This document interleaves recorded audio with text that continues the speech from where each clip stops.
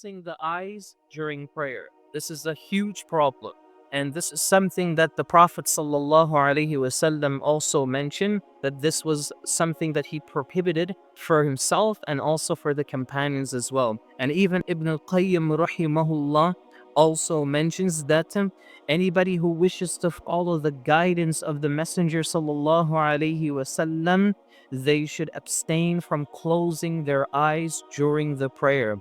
Imam Ahmad rahimahullah mentions that this is actually from the actions of the Yahudi and how they would pray. Next error, a person moving too much in prayer. This is the next problem, moving too much in prayer. Some ulama have said for a person who moves carelessly too much in prayer can actually break their salah, can actually nullify their prayer.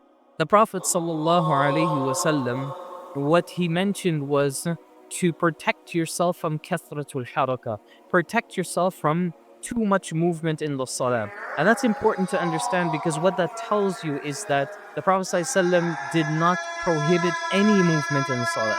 So you literally don't have to train yourself to be like a statue and focused in the salat. But the Prophet ﷺ here, from this narration, what it teaches us is that we try to limit that as much as possible. Now we come to the mistakes in the ruku'.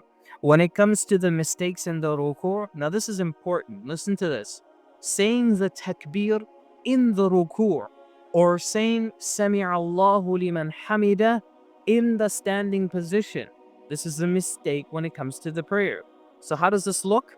Is that a person will, when they're finished the surah, and then they bow down in the ruku' and they say Allahu Akbar. But when they say Allahu Akbar, they're already in the ruku' position. That's the mistake. And if they want to come out of the ruku' position, they will stand up. Sami'a Allahu liman hamida. This is the mistake. It's a very, very particular mistake to pay attention to. Why? Because the Prophet ﷺ tells us, this is the authentic hadith that proves this.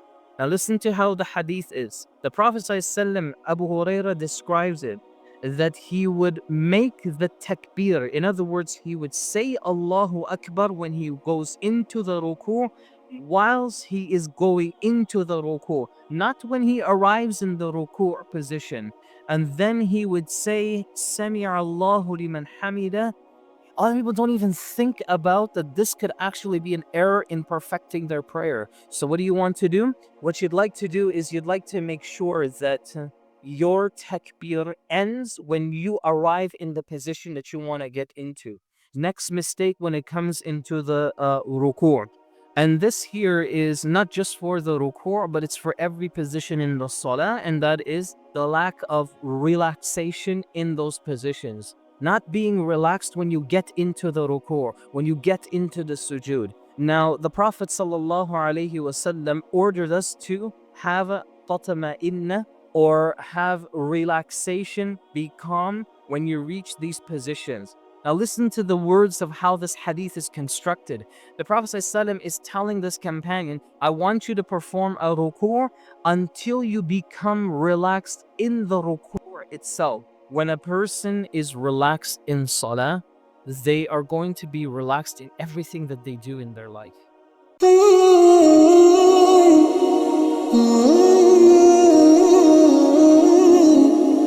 Oh